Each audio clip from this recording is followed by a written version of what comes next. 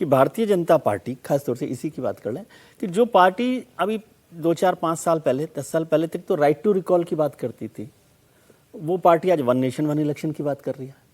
ये कंट्राडिक्शन नहीं है? राइट टू रिकॉल का मतलब है कि जो कार्यकाल चल रहा है उसमें भी आप बीच में बुला लें उस सरकार को, उस एमपी को, उस मिनिस्टर को, और आज आप करें नहीं 5 साल का एक ब्लैंकेट वो दे दें।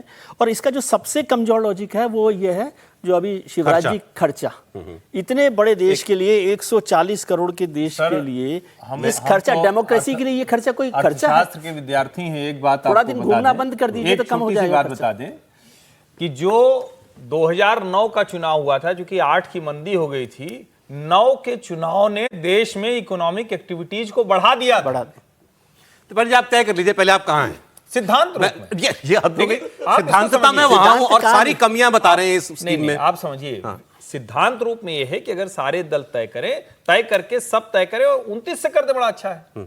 लेकिन व्यवहार रूप में अगर ये जो खबर जैसी बता रहे हैं कि भाजपा खबर को छोड़िए, तो असंभव है। खबर को छोड़िए। अच्छा चले, मैं आपने सहमत हूं, आप सिद्धांत सहमत हैं, आप सिद्धांत मैं विरोधी हूं। हाँ ठीक है। एक लॉजिक और लॉजिक की बात हुई सर, क्या क्या तर्क दिए जा रहे हैं। तो पीपी चौधरी जी इस जेपीसी के अध्यक्ष हैं, जेपीसी की मीटिंग अभी चल रही है। तो आजकल स्कूलों का बड़ा वो चल रहा है, बच्चे स्कूल बेहतर करने की मांग कर रहे हैं, आंदोलन भी स्कूलों के नाम पर हो रहे हैं, छात्रों के नाम पर हो रहे हैं। तो उन्होंने इसको शिक्षकों से जोड़ा। उन्होंने कहा बार बार चुनाव कराने से सबसे ज्यादा नुकसान शिक्षा का होता है, क्योंकि ये टीचर ही हैं जो हर काम में लगाए जाते हैं। चुनाव में भी लिस्ट बनानी होगी, रिवाइज करनी होगी, तो उसके लिए भी ये लगेंगे, बीएलओ भी ये बनेंगे, चुनाव भी यही कराएंगे, ड्यूटियां इन्हीं की लगती हैं। तो अगर शिक्षा सुधारनी है तो सबसे पहले टीचरों को मुक्त करना पड़ेगा।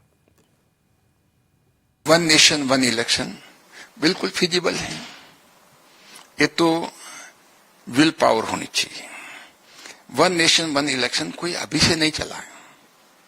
ये जब 1967 तक 4 चुनाव जनरल इलेक्शन लोकसभा और विधानसभा के साथ हुए।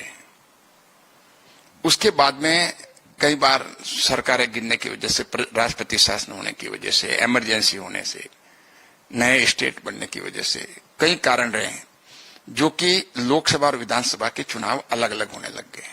सिविल सोसाइटीज के लोग हैं, 99% वो चाहते हैं कि देश में लोकसभा और विधानसभा का चुनाव साथ में हो।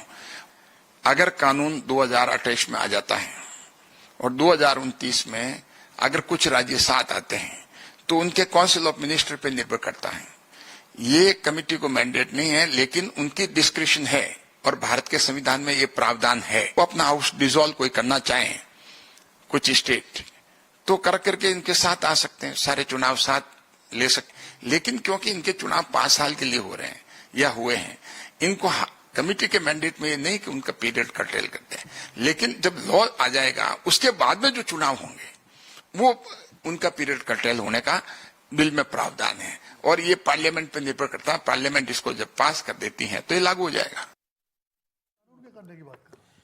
तो पीपी चौधरी जी को आपने सुना, वो कह रहे नहीं सर, उन्होंने कानून की भी बात भी की। उन्होंने कहा कि 28 में कानून बना लीजिए, आप 28 में कानून बना लीजिए। मेरे ख्याल से वो ये कह रहे हैं कि 28 में कानून बना लीजिए, तो 34 में तो हम सब एक साथ कराएंगे ही कराएंगे। 29 में भी जो राज्य साथ कराना चाहे वो उनकी असेंबली पर निर्भर करता है। पहले मुझे बताइए आप, ये भूल जाइए कि ये क्या इन्होंने कह दिया, शिवराज जी का बयान आ गया। बयान तो इस पर निरंतर आ रहे हैं, लगातार आ रहे हैं। शिवराज जी ने बड़ी अच्छी जगह बोला, संत समागम में, वहीं से रेजोल्यूशन हुआ है। लेकिन मैं ये जानना चाह रहा हूं, आपने कभी कहीं सुना सरकार में इन दिनों कि भाई हम इस पर बड़ी गंभीरता से विचार कर रहे हैं और आगे बढ़ रहे हैं और इसको लेकर के हम कंसेंसस बनाने की कोशिश कर रहे हैं, पार्टी के अंदर ही कम से कम इस चर्चा को शुरू कर रहे हैं कि ऐसा कर सकते हैं हम?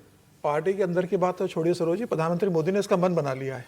और प्रधानमंत्री मोदी ने कह दिया है कि अगर हमारी भारतीय जनता पार्टी और एनडीए के सहयोगी दलों के सरकारों को अगर कुर्बान होना पड़ता है, इसके लिए 6 महीने पहले सरकार इलेक्शन में जाना पड़ता है, 8 महीने पहले और साल भर पहले जाना पड़ता है, तो हम उसके लिए तैयार है। और उदाहरण तो हमको ही पेश करना पड़ेगा।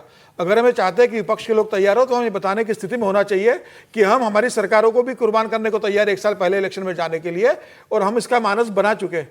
अमित शाह को ये पूरा मैसेज है। और जो स्पेशल कमेटी की जो बनी थी, जिसमें रामनाथ कोविंद थे, अमित शाह जी थे, गुलाम नबी आजाद थे, हरीश साल्वे जी थी, कमेटी थी, इसकी कमेटी की रिपोर्ट सौंप दी गई और उसके बाद से प्रधानमंत्री मोदी ने कहा है, और मुझे लगता है कि जो पीपी चौधरी तमाम राज्यों का दौरा कर रहे हैं उनको भी इस बात का मैसेज है और वो भी इस बात पे उनको संदेश आया, मैसेज चला गया है कि भाई भारतीय जनता पार्टी की जितनी सरकार है वो किसी भी तरह से तैयार है। अगर 6 महीने पहले सरकार जानी हो, 1 साल पहले जानी हो या 6 महीने बाद इलेक्शन में होगी, हमारी तरफ से कोई रुकावट नहीं होगी। हम हर परिस्थिति में चुनाव करवाने को तैयार है। वन नेशन वन इलेक्शन लागू होना चाहिए और मुझे लग रहा है कि प्रधानमंत्री मोदी का ये बड़ा स्टेप होने जा रहा है कि वो 2029 के चुनाव में कम से कम 15 से 20 राज्यों को, कम से कम 8 से 10 राज्यों को वो अपने साथ चुनाव करने की स्थिति के लिए तैयार करेंगे। भले किसी की 1 साल हुई, 1 साल की विधानसभा हो, 2 साल की विधानसभा, बिल्कुल वो भारतीय जनता पार्टी की सरकारें को दांव पे लगाएंगे और उसके लिए तैयार करेंगे और बड़ा मैसेज देने की तैयारी प्रधानमंत्री मोदी और भारतीय जनता पार्टी इसकी तैयारी कर रही है। और मुझे लग रहा है ये एक बड़ा डिसीजन भारतीय जनता पार्टी प्रधानमंत्री मोदी के नेतृत्व में लेने जा रही है कि 29 के चुनाव में आधे राज्यों में चुनाव जहां भारतीय जनता पार्टी की सरकार है वो सारी नए चुनाव में जाने की दिशा में जाएगी और उसी दिशा में तेजी से बढ़ रही है। और जो ये जेपीसी जो बनाई गई थी पीपी चौधरी के, इसमें अनुराग ठाकुर है, बांसुरी स्वराज है, तमाम और दूसरे दलों के लेकर सुप्रिया सुले, वो भी इस कोशिश में है कि ये 2029 के तक जितना हो जाए हम अपने एंड पे काम कर ले। चुनाव आयोग ने तैयारी बता दी है, चुनाव आयोग से कह दिया गया अपनी पूरी तैयारी करके रखो। लॉ जो लोकसभा में पास होना है सरकार उस पर अपने बढ़ेगी, लेकिन बाकी जो वर्किंग है मतलब राज्य सरकारों की तरफ से भारतीय जनता पार्टी ने उसका मन बना लिया।